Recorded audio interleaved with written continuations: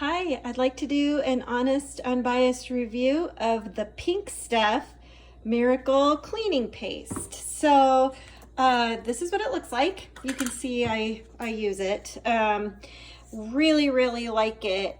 It's a creamy paste and I just use it on a damp cloth. So I used it on my stainless steel sink. So I'll just show you. I used it on the right half. And that's what it looks like when you put it on. I haven't rinsed this yet, so you can kind of see some streaks right there because I haven't rinsed it yet, but you can tell on this side of the sink, it's so much more shiny and clean. This side is more dull. You can see more scratches. It just looks kind of gross. And this side is smooth and shiny. And then this side is even better. It's a better representation of what it can do because I used the paste on this side, wiped it all out, and then rinsed it really well.